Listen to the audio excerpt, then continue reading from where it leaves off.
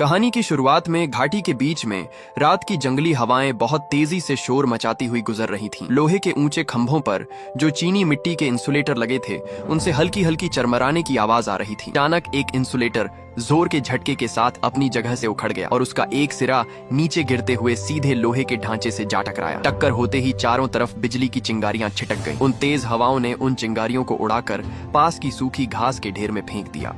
देखते ही देखते आग की छोटी छोटी लपटों ने उस शांत घाटी को निगलना शुरू कर दिया। हवा के झोंके मिलते ही आग में जैसे जान आ गई और वह पल भर में कई मीटर ऊंची उठने लगी। आग किसी शिकारी कुत्ते की तरह हर तरफ फैलने लगी। उसकी रफ्तार इतनी खूंखार थी कि उसे रोकना नामुमकिन लग रहा था। दूसरी तरफ पास ही में एक छोटा सा कस्बा रात के सन्नाटे में सुकून से सोया हुआ था। उन बेचारे लोगों को अंदाजा भी नहीं था कि कितनी बड़ी तबाही उनकी तरफ बढ़ रही है। 8 नवंबर की सुबह जब हल्की हल्की रोशनी हुई तो किसी को खबर नहीं थी कि उनके पास अब 2 घंटे से भी कम का समय बचा है। 40 साल का केविन उस कस्बे में स्कूल बस चलाता है। आसमान में अभी उजाला ठीक से हुआ भी नहीं था कि वह अपनी ड्यूटी के लिए घर से निकल गया। रेडियो पर लगातार मौसम की चेतावनियां आ रही थीं। उत्तरी कैलिफोर्निया के पैराडाइज टाउन में पिछले 210 दिनों से एक बूंद बारिश नहीं हुई थी। हवा में सूखापन इतना ज्यादा था कि लग रहा था जैसे सब कुछ अभी फट जाएगा। आज भी हवाएं बहुत सर्द और तेज थीं। सिग्नल देने वालों का कहना था कि हवा की रफ्तार और बढ़ेगी और यह 128 किलोमीटर प्रति घंटे तक पहुंच सकती है। आग का रेड अलर्ट एक बार फिर से बज उठा था। हवा में धुएं का एक छोटा सा कण या एक छोटी सी चिंगारी भी महाविनाश का कारण बन सकती थी। निवासियों को हिदायत दी गई थी कि आग दिखते ही तुरंत पुलिस को फोन करें, लेकिन ज्यादातर लोगों के मन में यह बस एक और सामान्य चेतावनी जैसा ही था जिससे वे अब तक वाकिफ हो चुके थे। जैसे जैसे आग तेजी से फैल रही थी, किस्मत से एक गुजरते हुए ड्राइवर की नजर उस पर पड़ गई और उसने तुरंत रिपोर्ट कर दी। कंट्रोल रूम ने लोकेशन नोट की और पास के फायर स्टेशन नंबर 36 को अलर्ट भेजा। फायर फाइटर्स उस समय स्टेशन पर बैठकर अपना नाश्ता कर रहे थे। जैसे ही सायरन बजा वे सब छोड़ छाड़ कर निकले और अपनी दमक्कल की गाड़ियों के साथ आग वाली जगह की ओर दौड़ पड़े। जब वे मौके के करीब पहुंचे तो मंजर उनकी उम्मीद से कहीं ज्यादा भयानक था। तेज पूर्वी हवाओं ने आग की लपटों को घाटी की गहराई तक धकेल दिया था। आग अब सैकड़ों एकड़ में फैल चुकी थी। टीम के लीडर ने आदेश दिया कि उस तरफ की पतली सड़क से अंदर घुसते हैं। रास्ता बहुत छोटा था पर उन्होंने जोखिम लेने का फैसला किया। दमकल की बड़ी गाड़ी उस संकरी सड़क पर बड़ी मुश्किल से समा पा रही थी। टीम के एक साथी ने चेतावनी दी कि अगर आग ने अपनी दिशा बदली और हम पर हमला किया तो पीछे हटने का कोई रास्ता नहीं बचेगा। लेकिन लीडर ने दांत भींचकर कहा कि थोड़ा और करीब चलते हैं, शायद आग बुझाने का कोई मौका मिल जाए। पर आग का तांडव बढ़ता ही जा रहा था। टीम के बाकी लोगों को शक होने लगा और सबने एक सुर में कहा कि यह रास्ता आगे नहीं जाता। आखिरकार लीडर ने गाड़ी वापस मोड़ने और आग पर हमला करने के लिए कोई नया पॉइंट ढूंढने का फैसला किया। हाईवे बोहंटुर के एक पेट्रोल पंप पर कमांड सेंटर बनाया गया। मेज पर बड़ा सा नक्शा फैलाया गया और जहां से आग शुरू हुई थी उस जगह को मार्क किया गया। आग अब 200 से 300 एकड़ तक फैल चुकी थी। तेज पूर्वी हवाएं आग के अगले हिस्से को आगे धकेल रही थीं। घाटी की बनावट ऐसी थी कि आग पूरी तरह बेकाबू हो रही थी। कमांडर ने और मदद मांगी और बताया कि एक स्पेशल टीम रास्ते में है। फिर चर्चा पास की बस्तियों पर होने लगी। आग से 1.5 किलोमीटर दूर एक पुराना खदान वाला कस्बा था जहां अब कोई नहीं रहता था। लेकिन दूसरी तरफ कोकोव नाम की एक छोटी बस्ती थी जो भारी खतरे में थी। वहां लकड़ियों के घरों और ट्रेलरों में करीब 800 लोग रह रहे थे। कमांडर ने तुरंत वहां से निकलने की चेतावनी जारी करने का हुक्म दिया। इसके बाद उन्होंने पैराडाइज टाउन के बारे में पूछा। साथियों ने बताया कि पैराडाइज टाउन घाटी के दूसरी तरफ है जिसकी आबादी 27,000 है और वह यहाँ से 13 किलोमीटर दूर है, इसलिए फिलहाल वहाँ कोई खतरा नहीं है। तभी वायरलेस पर एक और खबर आई। किसी ने रिपोर्ट दी थी कि उसी इलाके में एक दूसरी जगह भी आग लग गई है। यह जगह शायद कोकोव के उत्तरी किनारे वाली सड़क के पास थी। पूरे इलाके में इतना धुआं भर गया था कि कुछ दिख नहीं रहा था और तेज हवा के कारण निगरानी वाले कैमरे भी टूट चुके थे। ये पक्का करना मुश्किल था कि नई आग सच में लगी है या नहीं। सामने खड़े फायर फाइटर्स ने भारी मन से कहा कि शायद उड़ती हुई चिंगारियों ने इतनी दूर जाकर नई आग लगा दी है। अगर 5 किलोमीटर दूर ऐसी आग लगी है तो ये बहुत बड़ी मुसीबत है। तभी बिजली कंपनी ने रिपोर्ट दी कि कोकोव इलाके में 10 मिनट पहले पावर कट हुआ है और बिजली की लाइनें गिर गई हैं। इसका सीधा मतलब था कि नई आग का कारण बिजली के गिरे हुए तार ही हैं। कमांडर का चेहरा गुस्से से लाल हो गया। उन्होंने बिजली कंपनी के अधिकारियों को बुरी तरह फटकारा कि जब रेड अलर्ट जारी हुआ था तो उन्होंने सप्लाई पहले ही क्यों नहीं काटी। अब आग हाथ से निकल चुकी थी और हर एक तार जो खंभे से लटका था वह नई आग का कारण बन सकता था। बिजली कंपनी के लोग बहाने बनाने लगे कि वे सब स्टेशन बंद कर रहे हैं और किसी को खंभा ठीक करने भेज रहे हैं। लेकिन आग की लपटें इतनी विकराल हो चुकी थीं कि कमांडर ने चिल्लाकर आदेश दिया, अभी के अभी सारी लाइनें काट दो। दूसरी तरफ केविन अपनी स्कूल बस को लेकर क्लिफ्टन रोड पर चल रहा था और एक एक करके बच्चों को पिक कर रहा था। वह रोज की तरह बस में अनुशासन बनाए रखने की कोशिश कर रहा था। उसकी बस की सर्विसिंग की तारीख 3000 मील पहले ही निकल चुकी थी, पर केविन इसे लगातार टाल रहा था। उसके बॉस रूबी ने उसे कई बार टोका था, पर वह हमेशा कोई न कोई बहाना बना देता। तभी केविन का फोन बजा। उसकी माँ बहुत घबराई हुई थी। घर पर बच्चा उल्टियां कर रहा था और उसकी तबीयत बिगड़ रही थी। माँ ने परेशान होकर कहा कि उन्हें थर्मामीटर नहीं मिल रहा है। केविन ने कहा कि शायद वह फर्स्ट एड किट में हो या सिंक के नीचे। उसने कहा कि उसे अभी पेट्रोल भरवाना है और वह थोड़ी देर में फोन करेगा। पेट्रोल पंप पर गाड़ियों की लंबी लाइन थी। केविन बेचैनी में स्टीयरिंग पर हाथ मार रहा था कि काश आगे वाली गाड़ियां जल्दी निकलें। तभी फोन फिर बजा। माँ ने बताया कि थर्मामीटर मिल गया है और बच्चे को 29 डिग्री सेल्सियस बुखार है। केविन ने कहा कि बच्चे को खूब पानी पिलाओ और वह शाम 4 बजे दवा लेकर आएगा। तभी ऑफिस के वॉकी टॉकी पर रूबी की आवाज आई। उसने केविन को तुरंत बस गैरेज लाने को कहा ताकि उसकी मरम्मत हो सके, वरना दोपहर की शिफ्ट नहीं मिलेगी। केविन ने अपनी पारिवारिक समस्या बताने की कोशिश की, पर रूबी ने एक नहीं सुनी और तुरंत वापस आने का हुक्म दिया।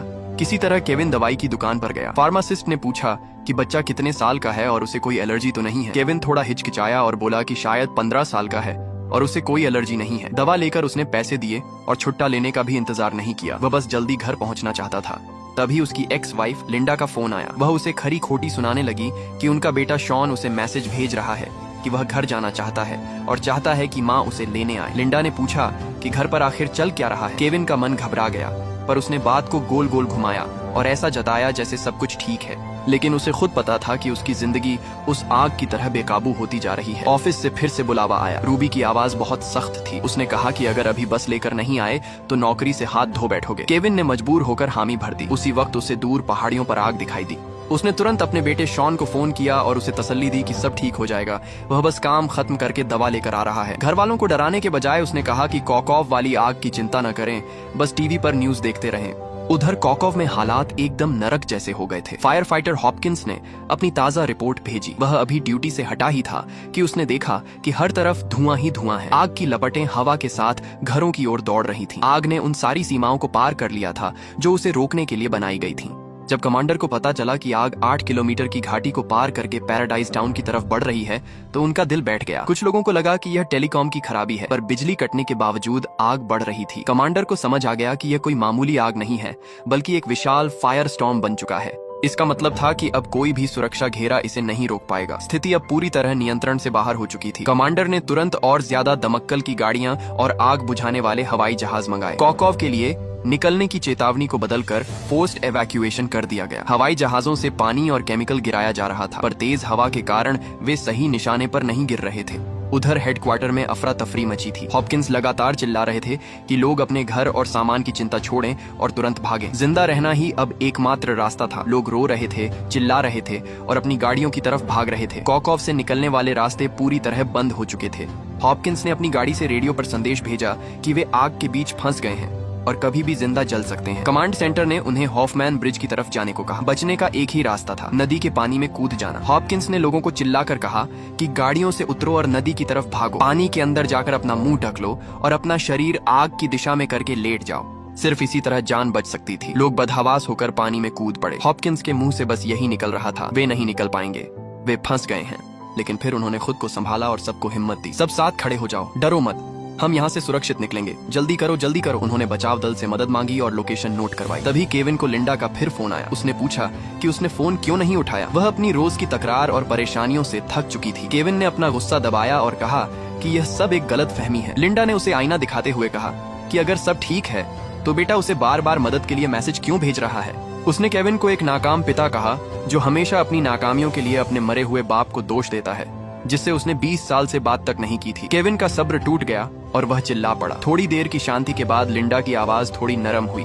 उसने बताया कि वह इतने समय बाद पहली बार अपने बॉयफ्रेंड के साथ घूमने निकली है और चाहती है कि केविन एक पिता की जिम्मेदारी निभाए। लेकिन फिर उसने केविन को यह कहकर जख्म दिया कि वह चाहती थी बेटा केविन को अपना रोल मॉडल माने, पर केविन की जिंदगी तो खुद एक कचरा बन चुकी है। केविन खामोश रह गया। उसके पास कोई जवाब नहीं था। हाई स्कूल की अधूरी पढ़ाई, कम उम्र में शादी और फिर तलाक, बेटे की परवरिश का बोझ, ये सब उसके कंधों पर पत्थर की तरह भारी था। उसकी जिंदगी पर फेलियर का ठप्पा लग चुका था। केविन ने एक लंबी और गहरी सांस ली और फैसला किया कि उसे अब घर जाना ही होगा, अपने बेटे शॉन के पास। इसी बीच कमांड सेंटर में खलबली मची थी। कमांडर ने टाउन हॉल को सूचना दी कि 3रे, 8वें और 14वें जोन के लिए अनिवार्य निकासी का अलर्ट जारी कर दिया जाए। पैराडाइज टाउन के पूर्वी हिस्से के 4000 लोगों को तुरंत निकलना था, लेकिन ऐन मौके पर टाउन हॉल का कंप्यूटर सिस्टम खराब हो गया और चेतावनी वाला मैसेज लोगों तक नहीं जा सका। कर्मचारी बस हाथ मलते रह गए। आग अब पैराडाइज टाउन की तरफ तेजी से बढ़ रही थी। कमांड सेंटर ने मदद मांगी, पर बैकअप पहुंचने में 2-3 घंटे लगने थे। सबको पता था कि पैराडाइज टाउन अब तबाह होने वाला है। हालात इतने खराब थे कि हवाई मदद भी अब जान जोखिम में डालकर ही दी जा सकती थी। पैराडाइज टाउन के एक प्राइमरी स्कूल में बच्चे शोर मचा रहे थे। टीचर उन्हें शांत करने की कोशिश कर रहे थे कि यह बस एक मामूली पहाड़ी आग है और वे अपनी पढ़ाई पर ध्यान दें, पर हवा में जलने की गंध और बेचैनी साफ महसूस की जा सकती थी। जब स्कूल को कोई आधिकारिक आदेश नहीं मिला तो प्रिंसिपल ने खुद ही फैसला लिया कि बच्चों को सुरक्षित घर भेजना होगा। लेकिन जिन बच्चों के माँ बाप दूर काम पर थे वे नहीं आ सकते थे। स्कूल प्रशासन ने तय किया कि उन बच्चों को स्कूल में ही इकट्ठा किया जाए। तभी वायरलेस पर रूबी का इमरजेंसी मैसेज गूंजा। पूर्वी पैराडाइज टाउन को सबसे ज्यादा खतरे वाला जोन घोषित कर दिया गया था। सभी स्कूल बसों को आदेश दिया गया कि वे बच्चों को सुरक्षित ठिकानों पर पहुंचाएं। टाउन हॉल का सिस्टम फेल होने की वजह से स्कूल तक खबर देरी से पहुंची थी। अब अफरा तफरी में 23 बच्चे ऐसे थे जिन्हें लेने वाला कोई नहीं था। टीचर्स के पास इतनी गाड़ियां नहीं थीं कि सबको ले जा सकें। प्रिंसिपल ने कंट्रोल रूम से एक खाली बस की मांग की। रूबी ने सभी ड्राइवरों से रेडियो पर पूछा कि क्या कोई बस खाली है जो उन 23 बच्चों को बचाने जा सके। जवाब में सिर्फ निराशा मिली। कोई बस भरी हुई थी तो कोई इतनी दूर जा चुकी थी कि वापस आना मुमकिन नहीं था। रेडियो पर एक खौफनाक सन्नाटा छा गया। केविन का हाथ स्टीयरिंग पर कांप रहा था। एक तरफ उसका घर, उसकी बूढ़ी माँ और बीमार बेटा था जहाँ उसे पहुँचना था। दूसरी तरफ वे बेसहारा बच्चे थे। उसके अंदर एक जंग चल रही थी। एक तरफ अपना परिवार, दूसरी तरफ उसका फर्ज। उसने अपनी आंखें बंद की, अपने बेटे को याद किया और अपनी अधूरी जिंदगी के बारे में सोचा। अचानक उसके अंदर कुछ बदल गया। उसने एक गहरी सांस ली और रेडियो का बटन दबाया। उसने जिम्मेदारी ले ली। केविन ने बस की रफ्तार बढ़ा दी और स्कूल पहुंचा। वहां बच्चे डरे सहमे थे। केविन की पीली बस किसी उम्मीद की किरण की तरह वहां पहुंची। उसने बच्चों को जल्दी बस में चढ़ाया। उसे पता था कि सड़कें जाम होने वाली हैं। 23 बच्चे और एक टीचर बस में सवार हुए। तभी एक और पिता अपने बच्चे को लेने पहुंचा, लेकिन केविन ने उसे भी बस के साथ ही आने को कहा क्योंकि बाहर अकेले जाना जानलेवा था। केविन ने नक्शा देखा और तय किया कि उन्हें पियर्सन एवेन्यू की तरफ जाना होगा। हालांकि उसे शक था कि वह रास्ता सुरक्षित है या नहीं, लेकिन सरकारी आदेश और टीचर की जिद की वजह से उसे उसी रास्ते पर बढ़ना पड़ा। हेलीकॉप्टर में मौजूद कमांडर ने देखा कि सड़क पर हर तरफ गाड़ियां फंसी हुई हैं और रास्ता पूरी तरह जाम है। गाड़ियों की यह कतार कम से कम 24 किलोमीटर लंबी थी। हर कोई चीहे शहर की तरफ भागने की कोशिश कर रहा था। आखिरकार कमांडर ने आदेश दिया कि पूरे कस्बे को तुरंत जबरन खाली कराया जाए और यह आदेश बिना किसी अपवाद के सभी इलाकों में तुरंत लागू कर दिया गया। वहां मौजूद अधिकारियों ने तुरंत इस पर आपत्ति जताई और कहा कि इतने बड़े पैमाने पर लोगों के भागने से भगदड़ और अफरा तफरी मच जाएगी। अगर 26,000 लोग एक साथ निकलेंगे तो सारी सड़कें पूरी तरह ब्लॉक हो जाएंगी और फिर फायर ब्रिगेड की गाड़ियां और बचाव दल कस्बे के अंदर नहीं जा पाएंगे। लेकिन आग अब घाटी को पार कर रही थी और उसकी रफ्तार इतनी तेज थी कि उसे नंगी आंखों से देखा जा सकता था। अब कस्बे के पास बिल्कुल भी समय नहीं बचा था। उनके सामने अब सिर्फ 2 ही रास्ते थे, या तो नियमों को ताक पर रखकर जबरन लोगों को बाहर निकालें या फिर पुराने कायदों को पकड़े रहें और सबको अपनी आंखों के सामने आग में झलकर मरते हुए देखें। जिंदगी और मौत के इस फैसले के बीच कागजी बहस की कोई गुंजाइश नहीं थी, क्योंकि जरा सी भी देरी बहुत भारी पड़ने वाली थी। उधर रूबी बार बार बस नंबर 966 को कॉल कर रही थी, लेकिन रेडियो पर जवाब के नाम पर सिर्फ ब्रेक लगने जैसी चरचराहट और शोर सुनाई दे रहा था। लगभग सभी छोटी गाड़ियां खतरे से बाहर निकल चुकी थीं। सिर्फ केविन की बस अभी भी डोंग टियान टांग के भारी ट्रैफिक में फंसी हुई थी। यह सोचकर ही रूबी का दिल बैठा जा रहा था। बस के अंदर का माहौल बहुत तनावपूर्ण था। मैरी पूरी हिम्मत के साथ बच्चों को समझाने की कोशिश कर रही थी कि वे शांत रहें और अपनी जगह पर बैठे रहें। खिड़की के बाहर आग की लपटें किसी लहर की तरह करीब आ रही थीं और हवा के झोंकों के साथ आग ऐसे उमड़ रही थी जैसे किसी भी पल खिड़की के अंदर घुस जाएगी। बस के पहिए अपनी जगह से टस से मस नहीं हो रहे थे और हवा में घबराहट और लाचारी भरी हुई थी। केविन ने जब उस आग के समंदर को अपनी ओर करीब आते देखा तो उससे और बर्दाश्त नहीं हुआ। उसने अचानक जोर से एक्सीलेटर पर पैर दबाया और बस को तेजी से एक तरफ मोड़ दिया। इस अचानक झटके से बच्चे डर कर चिल्लाने लगे और अपनी सीटों को कसकर पकड़ लिया। केविन ने अब तय किया हुआ रास्ता छोड़ दिया था और भागने के लिए दूसरा रास्ता चुन लिया था। उसे लगा कि मुख्य सड़क के बराबर में जो रास्ता है वहां शायद उन्हें बचने का थोड़ा और मौका मिल जाए। मैरी ने उसे रोकने की कोशिश की और जोर दिया कि उन्हें तय किए गए रूट पर ही चलना चाहिए, लेकिन केविन ने अपना गुस्सा दबाते हुए कहा कि वे इन पुराने और बेकार प्लान के चक्कर में अपनी जान नहीं दे सकते। वह हाथ पर हाथ धरकर वहां फंसे रहने के बजाय खतरा उठाकर बाहर निकलना बेहतर समझता था। आग बिल्कुल पास आ चुकी थी और अगर अब भी वे हिचकिचाते तो दूसरा मौका नहीं मिलता। मैरी ने उसके इस लापरवाह फैसले पर सवाल उठाए, लेकिन केविन ने कड़े शब्दों में जवाब दिया कि उसके लिए असली जिम्मेदारी इन बच्चों को जल्द से जल्द उनके माता पिता के पास सुरक्षित पहुंचाना है। आग के सामने नियम, कायदे और कागजी कार्रवाई सिर्फ रद्दी के टुकड़े के बराबर थे। उधर कमांड सेंटर में रेडियो पर अभी भी 963 नंबर बस से कोई जवाब नहीं मिल रहा था। रूबी बार बार कॉल कर रही थी पर कानों में सिर्फ शोर ही सुनाई दे रहा था। तभी अचानक पूरे हॉल में अलार्म गूंज उठा और शहर में सबसे ऊंचे स्तर का रेड अलर्ट जारी कर दिया गया। पूरे शहर को खाली करने का आदेश मिलते ही वहाँ मौजूद साथी भी जल्दी में निकलने लगे। यहाँ तक कि रूबी को भी तुरंत निकलने के लिए मजबूर किया गया। बस में केविन को लगा कि मैरी बहुत डरी हुई है, तो उसने माहौल को हल्का करने के लिए बातचीत शुरू की। बात उनके परिवार तक जा पहुंची। मैरी ने बताया कि उसकी शादी को 19 साल हो चुके हैं। उसका पति अक्सर काम के सिलसिले में बाहर रहता है और अब उसके पास सिर्फ उसका 15 साल का बेटा जैक है। असल में उसे सबसे पहले अपने बेटे को लेने जाना चाहिए था, लेकिन इस वक्त वह अपनी जिम्मेदारी के कारण सिर्फ अपनी बहन को ही बेटे का ख्याल रखने को कह पाई थी। वह खुद को शांत दिखाने की कोशिश कर रही थी, पर उसकी आंखों में छिपा डर साफ दिख रहा था। बस में बच्चे अब भी बेचैन थे। कोई पूछ रहा था कि क्या वे सुरक्षित पहुंच पाएंगे। किसी को अपने घर के पालतू जानवरों की चिंता थी, तो कोई बार बार पूछ रहा था कि वे अपने मम्मी पापा से कब मिलेंगे। मैरी हर बच्चे को बड़े धैर्य से जवाब दे रही थी और उन्हें शांत कर रही थी कि वे सुरक्षित जगह पर अपने परिवार से जरूर मिलेंगे। वह बच्चों के आंसू पोंछते हुए अपनी शांति से पूरे बस के बच्चों का हौसला बढ़ा रही थी। रूबी ने आखिरी बार केविन से संपर्क करने की कोशिश की। उसने अपनी घबराहट को काबू में किया और रेडियो पर कहा कि केविन, अगर तुम मुझे सुन पा रहे हो तो बच्चों को सीधे चीहे ले जाओ, मैं वहीं तुम्हारा इंतजार करूंगी। केविन के लिए यह उसका आखिरी संदेश था। इसी बीच खबर आई कि ईस्ट टियानटांग में आग पूरी तरह बेकाबू हो चुकी है। फेदर रिवर अस्पताल में आग लग गई थी और लपटें तेजी से ऊपरी मंजिल तक पहुंच गई थीं। अस्पताल के बाहर दर्जनों मरीज फंसे हुए थे और मेडिकल स्टाफ अपनी पूरी जान लगाकर लोगों को बाहर निकाल रहा था। कमांडर ने आदेश दिया कि चाहे जो हो जाए, अस्पताल को बचाना है।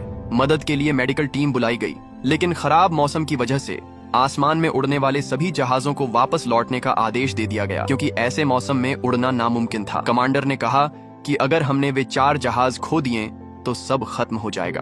उसने चिल्लाकर सबको सुनाया कि अब यह सिर्फ जंगल की आग नहीं रही, बल्कि यह एक शहरी आपदा बन गई है और इसमें बहुत सारे लोग मारे जा सकते हैं। अब हमें बस वही करना है जो हम सबसे अच्छा कर सकते हैं, इसलिए अपनी पूरी ताकत लगा दो। दूसरी तरफ केविन ने देखा कि ट्रैफिक बिल्कुल रुक गया है। उसने बाहर झांक कर देखा तो पता चला कि आगे रास्ता बंद है और गाड़ियां वहां फंसी हुई हैं। मैरी ने उसकी परेशानी देखते हुए पूछा कि बच्चों को सुरक्षित छोड़ने के बाद वह कहाँ जाएगा। केविन ने बताया कि वह मगलियां जाएगा, जहां उसकी बूढ़ी माँ और 15 साल का बेटा रहते हैं। उसने वादा किया था कि वह तुरंत उनके पास लौटेगा। मैरी उसे दिलासा दे रही थी कि शायद उन्हें भी शहर खाली करने का अलर्ट मिल गया होगा और वे सुरक्षित जगह पहुंच गए होंगे। लेकिन केविन चुप हो गया और उसके चेहरे पर पछतावा साफ दिखने लगा। उसे याद आया कि नगर पालिका ने कितनी बार मैसेज भेजे थे कि इमरजेंसी अलर्ट सिस्टम में रजिस्टर कर लें, जिसमें बस ऑनलाइन अपना नंबर या ईमेल देना था ताकि मुसीबत के वक्त तुरंत जानकारी मिल सके। लेकिन केविन ने इसे फालतू का काम समझकर टाल दिया था और अब तक रजिस्टर नहीं किया था। अब उसे महसूस हुआ कि उसकी बूढ़ी माँ के पास कोई गाड़ी नहीं है और उसका बेटा बस उसके घर आने का इंतजार कर रहा होगा। अब जब आग ने पूरे कस्बे को घेर लिया है, उसे अपनी गलती का एहसास हुआ कि उसने सुरक्षा का सबसे बड़ा मौका खो दिया। उसके परिवार को कोई अलर्ट नहीं मिला होगा और वे बस हाथ पर हाथ धरकर मुसीबत का इंतजार कर रहे होंगे। इस सोच और अपनी लापरवाही की वजह से वह बहुत घबरा गया था और आगे का रास्ता उसे और भी डरावना लग रहा था। तभी अचानक आग की लपटें खिड़की के पास तक आ गईं। केविन ने तुरंत सबको सिर नीचे करने और खिड़की से दूर रहने को कहा। उसने अचानक मैरी से कहा कि वह ड्राइवर की सीट पर बैठ जाए, क्योंकि उसे बाहर जाकर सड़क से उन गाड़ियों को हटाना होगा जो रास्ता रोक रही हैं। मैरी घबराकर बोली कि उसे बस चलानी नहीं आती, पर केविन ने उसे समझाया कि यह बहुत आसान है, बस ब्रेक छोड़ना है और जब वह चिल्लाए तो एक्सीलेटर दबाना है ताकि वे ट्रैफिक के साथ आगे बढ़ सकें। मैरी ने डरते डरते हाँ कह दिया। केविन गाड़ियों के बीच में कूद गया और पागलों की तरह हाथ हिलाकर चिल्लाने लगा कि रास्ता साफ करो ताकि फायर ब्रिगेड और स्कूल बस निकल सके। केविन की कोशिशों से बस धीरे धीरे आगे बढ़ने लगी। हवा में फायर ब्रिगेड के सायरन का शोर गूंज रहा था। बस मौका पाकर बैरिकेड से बाहर निकल गई। उस पल बस में बैठे हर इंसान की सांसें थमी हुई थीं। जैसे ही बस सुरक्षित निकली, बच्चों के बीच खुशी की लहर दौड़ गई। मैरी कांप रही थी, पर उसने हिम्मत जुटाकर कहा कि आखिरकार वे बाहर निकल आए हैं। लेकिन वह जानती थी कि आगे अब भी बहुत अनजानी मुश्किलें हैं। रेडियो सिस्टम पूरी तरह ठप हो चुका था और पूरा कस्बा आग और दहशत की चपेट में था। केविन ने वॉकी टॉकी पर अपनी लोकेशन बताई। मैरी ने बच्चों को अपना सामान तैयार रखने को कहा ताकि वे जल्द अपने माता पिता से मिल सकें। लेकिन जब बस पैराडाइज एलिमेंट्री स्कूल के मिलन स्थल पर पहुंची तो वहां बच्चों का इंतजार करने वाला कोई नहीं था। वहां सिर्फ सन्नाटा और धुआं फैला था। बच्चे अपनी सीटों से बाहर झांककर मम्मी पापा को पुकारने लगे, पर जवाब में सिर्फ धुआं और हवा का शोर था। केविन और मैरी ने बाहर उतरकर देखा, पर वहां कोई नहीं था। हवा में इतना धुआं था कि सांस लेना मुश्किल था और सबको खांसी आ रही थी। मैरी का चेहरा सफेद पड़ गया। जो जगह सुरक्षित मानी जा रही थी उसे अब खाली कर दिया गया था। वहां न कोई चेतावनी थी और न ही कोई नोटिस। सब लोग वहां से जा चुके थे। केविन ने बिना वक्त गंवाए फैसला किया कि वे बच्चों को लेकर चीहे के मुख्य शेल्टर होम जाएंगे, क्योंकि अब वही एक जगह थी जहां उम्मीद बची थी। वह बच्चों को उनके माता पिता तक पहुंचाने के बाद ही अपने बच्चों को ढूंढने जाएगा। फायर हेडक्वार्टर में माहौल बहुत खराब था। चीफ को खबर मिली कि पैराडाइज में 27,000 और मगलिया में 12,000 निवासी हैं, जिनमें से अब तक सिर्फ 8,000 लोग ही बाहर निकल पाए हैं। बिजली कंपनी ने जो वादा किया था कि वे पावर काट देंगे, वह भी पूरी तरह सफल नहीं हुआ था। कई जगह बिजली के तार टूटकर गिर गए थे, जिससे रास्ता रुक गया था और उन तारों से अब भी चिंगारियां निकल रही थीं। फायर ब्रिगेड के कर्मचारी अपनी जान जोखिम में डालकर तार काट रहे थे ताकि गाड़ियों को निकलने का रास्ता मिल सके। कमांडर ने गुस्से में बिजली कंपनी के अधिकारी से पूछा कि पावर अब तक पूरी तरह बंद क्यों नहीं हुई, तो जवाब मिला कि ऑटोमेटिक सिस्टम तो बंद है, लेकिन बाकी का हिस्सा मैन्युअल तरीके से एक एक करके बंद करना पड़ रहा है। इस कुदरती आफत के सामने सारी सुरक्षा व्यवस्था फेल हो गई थी। दूसरी तरफ बस के अंदर तनाव और बढ़ गया था। केविन ने देखा कि पीछे से आग की एक विशाल दीवार उनकी तरफ आ रही है। उसने मैरी को आगाह किया कि उन्हें अब आग से बचने के लिए दक्षिण पश्चिम दिशा की ओर भागना होगा। उन्हें लगा कि पोन्स रोड और क्लार्क रोड पूरी तरह बंद हो चुकी हैं। अब सिर्फ नील रोड और ओवरपास रोड ही बचे थे। मैरी को लगा कि नील रोड पर शायद कम भीड़ होगी, लेकिन केविन जानता था कि वह रास्ता बहुत संकरा और घुमावदार है, जहां 15,000 किलो की यह बस चलाना मौत को दावत देना होगा। उनके पास ओवरपास रोड के अलावा कोई और रास्ता नहीं था, जो एक चौड़ी और सीधी 4 लेन की सड़क थी। शायद यही उनकी आखिरी उम्मीद थी। जब बड़े लोग रास्ता ढूंढने की कोशिश कर रहे थे, तभी बस के एक बच्चे ने एक ऐसा मासूम और गहरा सवाल पूछ लिया कि बस में सन्नाटा पसर गया। मैरी ने अपनी घबराहट को छुपाते हुए कहा कि उसे जवाब तो नहीं पता, पर वह उन्हें उनके माता पिता से मिलाने की पूरी जान लगा देगी। केविन ने भी उसकी बात का समर्थन किया। इस घड़ी में वे सिर्फ टीचर और ड्राइवर नहीं थे, बल्कि उन बच्चों की आखिरी उम्मीद और रक्षक थे। कमांड सेंटर से नई जानकारी मिली कि नुकसान तेजी से बढ़ रहा है और आग ने घरों और दुकानों को अपनी चपेट में ले लिया है। हवाई बचाव दल अब भी नहीं उड़ पा रहा था। बस नंबर 937 के बारे में आखिरी खबर यह थी कि वह कोडक रोड के दक्षिणी हिस्से में है, जो कि सबसे खतरनाक इलाका था। वहां बिजली के तार तेज गर्मी की वजह से किसी भी पल गिरने वाले थे। केविन और मैरी सामने देख रहे थे कि तभी एक जोरदार धमाका हुआ और आग की रोशनी उनके चेहरे पर पड़ी। बस के अंदर चीख पुकार मच गई। बच्चे रो रहे थे और पूछ रहे थे कि वे कैसे बचेंगे। तभी अचानक किसी ने बस की खिड़कियों को जोर जोर से पीटना शुरू कर दिया। कुछ अजनबी लोग पागलों की तरह बस में घुसने की कोशिश कर रहे थे और उनके पास हथियार भी थे। वे मदद मांगने नहीं, बल्कि बस छीनने आए थे। मैरी ने बच्चों को खिड़की से दूर रहने और सिर नीचे करने को कहा ताकि कोई उन्हें देख न सके। केविन ने देखा कि सामने एक छोटा सा रास्ता खाली है। उसने बिना सोचे समझे स्टीयरिंग घुमाया और आग और उन लोगों के बीच से रास्ता बनाकर बस को निकाल ले गया। केविन ने रास्ता बदला क्योंकि ओवरपास रोड अब पूरी तरह जाम हो चुका था। अब नील रोड ही उनकी आखिरी उम्मीद थी, भले ही वह रास्ता बहुत संकरा था। तभी बस के अंदर चीखें गूंज उठी क्योंकि एसी के जरिए काला और जहरीला धुआं अंदर आने लगा था। बच्चों को खांसी होने लगी। मैरी ने तुरंत केविन से कहा कि एसी बंद कर दे। केविन ने एसी बंद कर दिया ताकि और धुआं अंदर न आए, भले ही इससे बस के अंदर गर्मी बहुत बढ़ने वाली थी। केविन ने धीरे से कहा कि वे अब धुएं के गुब्बार के बिल्कुल बीच में हैं और कुछ भी दिखाई नहीं दे रहा है। केविन ने पहले यहाँ काम किया था, इसलिए उसे एक गुप्त छोटे रास्ते का पता था जो रॉय रोड से होते हुए नील एवेन्यू तक जाता था। शायद यही उनकी जिंदगी का आखिरी रास्ता था। केविन धुएं के बीच रास्ता ढूंढने की कोशिश कर रहा था। बच्चों के रोने की आवाजें और धुएं की गंध हवा में मिली हुई थी। उधर रूबी घबराए हुए माता पिता के बीच खड़े थी। उसने बताया कि वह स्कूल का ट्रांसपोर्ट हेड है और बच्चे बस से निकल चुके हैं, लेकिन आग ने फोन और रेडियो नेटवर्क खराब कर दिया है, जिससे उनका संपर्क टूट गया है। रूबी ने बताया कि बसें शायद ईस्ट पैराडाइज के पास हैं, जो इलाका अब भी जल रहा है। उसने लोगों को शांत किया कि पुलिस और फायर ब्रिगेड उनकी तलाश कर रही है और उनके साथ मैरी और केविन जैसे बहादुर लोग हैं। जब लोगों ने ड्राइवर केविन का नाम सुना तो वे घबरा गए क्योंकि वह नया था, लेकिन रूबी ने जोर देकर कहा कि केविन एक बहुत नेक और भरोसेमंद इंसान है और वही बच्चों को इस आग से निकाल सकता है। दूसरी तरफ आग बस का पीछा कर रही थी। केविन बुरी तरह थक गया था और गहरी सांसें ले रहा था। पहाड़ी रास्ता बहुत संकरा और खतरनाक था।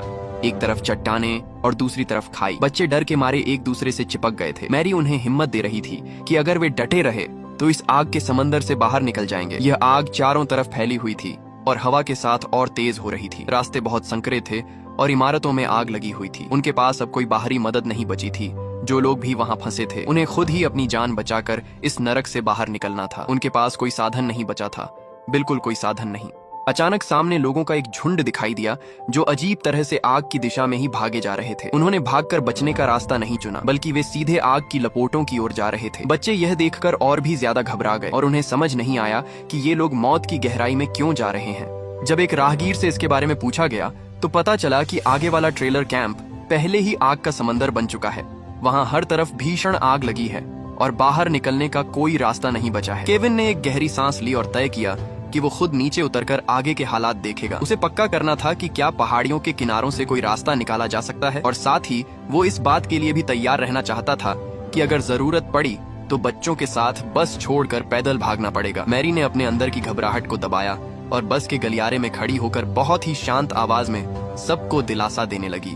उसने बच्चों से कहा कि सब बिल्कुल चुप रहें, अपने अपने स्कूल बैग पकड़ लें और बस के अंदर एक लाइन में खड़े हो जाएं। इस घड़ी में बड़े लोगों को पूरी बस के भविष्य का फैसला करना था, जबकि बच्चे अपनी सहमी हुई आंखों से सिर्फ अपनी किस्मत के फैसले का इंतजार कर रहे थे। केविन रास्ता ढूंढने के लिए पहाड़ी पर चढ़ा, लेकिन उसने देखा कि चारों तरफ से आग ने घेरा डाल रखा है। हर वो रास्ता जहाँ से निकलने की उम्मीद थी, उसे आग की लपटों ने निगल लिया था। आसमान में धुएं का गुब्बार किसी काली छत की तरह छाया हुआ था और वह अकेली स्कूल बस उस आग के समंदर के बीचों बीच फंसी हुई थी।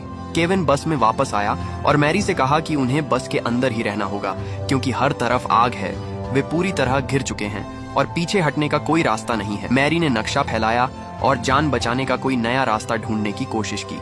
मैरी चिल्लाई, हमें यहीं रुकना होगा, हमें यहीं रुकना होगा, हमें यहीं रुकना होगा। केविन ने कहा, नहीं नहीं नहीं, हम सड़क पर उतर सकते हैं, दूसरे लोग भी सड़क पर जा रहे हैं, हम सड़क पर जाने की कोशिश कर सकते हैं। मैरी लगभग टूट चुकी थी, उसकी आवाज कांप रही थी। नहीं, यह मुमकिन नहीं है, हम यहाँ 2 मिनट भी नहीं रुक सकते, नामुमकिन है, हम यहाँ 2 मिनट भी नहीं रह पाएंगे। मैरी की आवाज लगभग पूरी तरह टूट चुकी थी। वह यह मानने को तैयार नहीं थी कि उन्हें बस वहीं रुके रहना चाहिए। आग से घिरे उस सुनसान रास्ते पर खड़े रहने का मतलब था बच्चों को मौत के हवाले कर देना। उसने केविन से बार बार पूछा कि अगर आग बस तक आ गई तो वे क्या करेंगे। केविन के पास भी कोई जवाब नहीं था। उसने बस यही दोहराया कि यही इकलौती जगह है जहां उसने 30 सेकंड की शांति देखी है। आग से घिरे इस छोटे से टुकड़े पर वे कम से कम कुछ मिनट और जिंदा रह सकते थे। मैरी की आवाज कांप रही थी और वह लगभग रोते हुए उसकी बात मान गई। उसने खुद को संभालने की कोशिश की, पर उसकी सिसकियां नहीं रुक रही थीं। बस के अंदर की हवा भारी और गाढ़ी होती जा रही थी। धुआं खिड़कियों की दरारों और वेंटिलेशन के रास्तों से अंदर घुसने लगा था। केविन की घबराहट अपनी चरम सीमा पर थी। उसने धीमी और तेज आवाज में मैरी को पुकारा और कहा कि उन्हें समय जीतना होगा, चाहे वह थोड़ा सा ही क्यों ना हो। दोनों ने मिलकर काम करना शुरू किया। केविन ने टेप से वेंटिलेशन के छेदों को बंद किया, जबकि मैरी ने बच्चों के लिए कपड़े के टुकड़ों से साधारण फिल्टर मास्क बनाए। हर कपड़े को कीमती पानी से भिगोया गया था। इसी बीच बाहर कंट्रोल सेंटर से खतरे की चेतावनी आई। फायर हाइड्रेंट में पानी का दबाव खत्म हो चुका था और पानी की सप्लाई ठप हो रही थी। अब आग को रोकना नामुमकिन था। वे अपनी आंखों से इस तबाही को बढ़ते हुए देख रहे थे, लेकिन उनके पास कोई संसाधन नहीं बचा था। इसके बाद की रिपोर्ट और भी दिल दहला देने वाली थी। खबर आई कि बहुत से लोग अपनी गाड़ियों के अंदर ही फंसकर मर चुके हैं और आग ने उन्हें जिंदा निगल लिया है। दर्दनाक मौत का सिलसिला तेजी से फैल रहा था। कमांडर ने ठंडे दिमाग से आखिरी आदेश दिया, अब आग बुझाने की कोशिश छोड़ दो, अपनी पूरी ताकत सिर्फ लोगों की जान बचाने में लगाओ, क्योंकि इस आग को अब काबू नहीं किया जा सकता। अब सिर्फ इतना किया जा सकता है कि ज्यादा से ज्यादा लोगों को बचाया जाए। बस के अंदर खिड़कियां और बस की दीवारें इतनी गर्म हो गई थीं कि जैसे तंदूर हो। ऐसा लग रहा था कि पानी भी आग पकड़ लेगा। केविन और मैरी ने एक दूसरे की तरफ देखा। दोनों जानते थे कि यह स्कूल बस अब भट्टी में फंसे लोहे के डिब्बे जैसी बन गई है। वे बारी बारी से बच्चों के पास गए और उन्हें चेतावनी दी कि बस की दीवारों को न छुएं और अपने हाथ पैर गलियारे के बीच में ही रखें। हमारे पास समय नहीं है, हम उन्हें ऐसे बातें नहीं करने दे सकते। उसी समय कंट्रोल सेंटर में एक इमरजेंसी प्रेस कॉन्फ्रेंस हो रही थी। फायर चीफ ने मीडिया को बताया कि आग सुबह 6:30 बजे पुरगा ब्रिज के पास शुरू हुई थी। सिर्फ 2 घंटों में आग ने सारी सुरक्षा रेखाओं को तोड़ दिया और सुबह 8:30 बजे पैराडाइज टाउन पर हमला कर दिया। चीफ ने ईमानदारी से माना कि उन्होंने अपनी पूरी ताकत लगा दी, फिर भी आग को फैलने से नहीं रोक पाए। कुछ मिनट पहले ही उन्हें मजबूरन आदेश देना पड़ा कि आग बुझाने का काम बंद कर दिया जाए और सारा ध्यान जान बचाने पर लगाया जाए। हालांकि इस वक्त हजारों लोग अब भी फंसे हुए थे। कुछ हार मान चुके थे तो कुछ अपनी जगह डटे थे। उनकी बातों में लाचारी साफ झलक रही थी। पूरा समुदाय अकेला इस भयानक आग का सामना कर रहा था। उसी दौरान बस के अंदर मैरी ने अपने मन की बात कहनी शुरू की। उसने बताया कि वह लगभग पूरी जिंदगी पैराडाइज टाउन से बाहर नहीं गई। बस जवानी में 2 हफ्ते के लिए एक दोस्त के फार्म हाउस गई थी और पति के साथ एक छोटा सा वीकेंड सैन फ्रांसिस्को में बिताया था। उसे लगा था कि अगर वो यहीं रहकर नियमों का पालन करेगी तो कुछ भी बुरा नहीं होगा। पर अब उसे समझ आया कि वो जिंदगी सिर्फ खुद को धोखे में रखने जैसी थी। असली जिंदगी किसी कोने में बैठकर सुरक्षा का इंतजार करने में नहीं, बल्कि बड़ी दुनिया को देखने में है। उसने कसम खाई कि अगर वो यहाँ से जिंदा निकली तो बच्चों को सफर पर ले जाएगी, चाहे वो कोई अम्यूजमेंट पार्क हो या दूर अफ्रीका। वो अपनी आंखों से हाथियों को पानी पीते हुए देखेगी और दुनिया के हर कोने पर अपने कदमों के निशान छोड़ेगी। उसने मुस्कुराते हुए केविन से पूछा कि वो क्यों हंस रहा है। केविन ने कहा कि उसने अपनी पूरी जिंदगी पैराडाइज टाउन से भागने की कोशिश में बिता दी, जबकि मैरी ने अपनी पूरी जिंदगी यहीं रहने में गुजार दी और अब दोनों एक ही जगह पर एक ही जैसे अंजाम का इंतजार कर रहे हैं। केविन ने सोचा कि शायद यह उसे सुधरने का दूसरा मौका मिला है। मैं बस बच्चों को बाहर निकालना चाहता हूँ। मैरी ने पूछा, तुम्हें ऐसा क्यों लगता है कि ये दूसरा मौका है? केविन ने बताया कि उसके पिता का जन्मदिन 28 साल पहले था। उसने याद किया कि आखिरी बार उसने अपने पिता से 28 साल पहले क्रिसमस की रात बात की थी। उनका झगड़ा हुआ था, हमेशा की तरह। पिता को लगता था कि वह हर काम अधूरा छोड़ देता है और कभी कामयाब नहीं होगा। केविन गुस्से में था। उसने अपने पिता पर चिल्लाकर नफरत जाहिर की और उनके मरने की बद्दुआ तक दे दी। फिर वह दरवाजा पटककर बाहर चला गया और कभी वापस नहीं आया। मैरी शांति से सुनती रही। उसे शर्मिंदगी थी। उसकी जिंदगी बिखरी हुई थी, तलाक, बेरोजगारी और कर्ज। वह अपने पिता को अपनी नाकामी नहीं दिखाना चाहता था। कुछ महीने पहले जब पिता बीमार हुए और माँ ने फोन किया तो वह पूरी रात गाड़ी चलाकर पहुंचा, लेकिन देर हो गई थी। पिता की मौत उसी सुबह हो गई थी और वह आखिरी बार मिल भी नहीं पाया। आज इस आग के बीच उसे फिर से महसूस हो रहा था कि वह देर कर चुका है। इस बार एक पिता के तौर पर उसे देर हो गई थी। उसका बेटा कितनी ही बार उसकी ओर हाथ बढ़ाता था, लेकिन वह कभी वहां मौजूद नहीं था। वह एक नाकाम बेटा था और एक नाकाम पिता भी। मैरी ने उसका हाथ पकड़ा और कहा, नहीं, तुम अभी यहीं हो और 22 बच्चों को बचाने की कोशिश कर रहे हो। ये कोई नाकाम इंसान नहीं करता। केविन ने सिर हिलाया और कहा, मैं हमेशा देर कर देता हूँ। मैरी ने मजबूती से कहा, अभी देर नहीं हुई है। जब तक हम जिंदा हैं, देर नहीं हुई है। उनकी बातचीत बस के पीछे से आने वाली एक चीख से टूट गई। एक बच्चा चिल्लाया, आग लग गई। केविन तुरंत बस से नीचे कूदा और फायर एक्सटिंग्विशर लेकर आग बुझाने लगा। एक जगह बुझती तो दूसरी तरफ से लपटें बस को घेर लेती। उसने बुझाने वाला यंत्र मैरी को थमाया और खुद अपना कोट उतारकर आग को पीटने लगा। जल्द ही फायर एक्सटिंग्विशर खाली हो गया और बाहर आग और भी भयानक हो गई। केविन ने एक ठंडी सांस ली। उसके सामने आग किसी जिंदा शैतान की तरह नाच रही थी। उसे समझ आ गया कि अगर ऐसे ही चलता रहा तो बस कुछ ही मिनटों में जल जाएगी। वह अकेला इसे नहीं रोक सकता था। उसने सामने देखा, धुएं से भरी वह सड़क ही बाहर निकलने का इकलौता रास्ता थी। केविन ने फैसला किया, उन्हें अभी बस चलाकर वहां से निकलना होगा। यही जान बचाने की आखिरी उम्मीद है। लेकिन ठीक इसी वक्त बस स्टार्ट ही नहीं हुई। केविन ने स्टीयरिंग मैरी को दिया और खुद बाहर इंजन की तरफ भागा। गर्म लोहे से उसकी उंगलियां जल रही थीं, पर उसे दर्द का एहसास नहीं था। उसने इंजन चेक किया और मैरी से कहा, अब स्टार्ट करो। इंजन से एक बेजान आवाज आई और फिर शांति छा गई। दूसरी बार, तीसरी बार, सब बेकार। केविन के हाथ कांप रहे थे, दर्द से भी और डर से भी। उसने देखा कि आग बिल्कुल करीब आ गई है। गर्मी इतनी थी कि हवा भी मुड़ती हुई दिख रही थी। उसने खुद को शांत किया और चौथी बार चिल्लाया, मैरी, कोशिश करो। मैरी ने चाबी घुमाई। इंजन थोड़ा कूं कूं किया और फिर दहाड़ मारते हुए चालू हो गया। केविन की आंखों में लगभग आंसू थे। वह उछलकर ड्राइवर की सीट पर बैठा, रेस दी और बस को सीधे उस जलती हुई दुनिया में झोंक दिया। बस की खिड़कियों के कांच गर्मी से चटकने लगे। बाहर पेड़ एक के बाद एक गिर रहे थे। आग की लपटें हवा के साथ बस की छत पर गिर रही थीं। बस के अंदर बच्चों के रोने और प्रार्थना करने की आवाजें गूंज रही थीं। केविन ने स्टीयरिंग को मजबूती से जकड़ रखा था। उसकी आंखों में बाहर की आग की चमक थी। उस पल उसे अपने पिता की आवाज सुनाई दी। अपनी जिंदगी की सारी गलतियां और देरी महसूस हुई और दिल से एक ही आवाज आई, इस बार देरी नहीं होनी चाहिए। इंजन ने एक जोरदार आवाज की और बस जलती हुई टहनियों को तोड़ती हुई आगे निकल गई। आग की दीवार को चीरकर वे धुएं के गुब्बार से बाहर निकले। बस के अंदर की चीखें अब सिसकियों में बदल गई थीं और फिर सन्नाटा छा गया। जब आग पीछे छूट गई तो बच्चों ने रोते हुए पूछा, क्या सब खत्म हो गया? मैरी ने आंसू पोंछते हुए कहा, तुम अब सुरक्षित हो। जब बस रिलीफ कैंप पहुंची तो वहां माता पिता का हुजूम उमड़ पड़ा। लोग अपने बच्चों के नाम पुकार रहे थे। कुछ खुशी से जमीन पर गिरकर रोने लगे। वह मंजर बेहद भावुक था। बच्चे एक एक करके बस से उतरे और अपने माँ बाप के गले लग गए। दूर खड़ी भीड़ तालियां बजा रही थी। ये उस चमत्कार के लिए था जो आग के समंदर को पार करके आया था। मैरी ने बस के अंदर केविन का शुक्रिया अदा किया। केविन ने सिर हिलाया। उसके चेहरे पर बहुत कुछ अनकहा था। उसने मुस्कुराते हुए मैरी को याद दिलाया कि वो उसे हाथी की फोटो जरूर भेजेगी।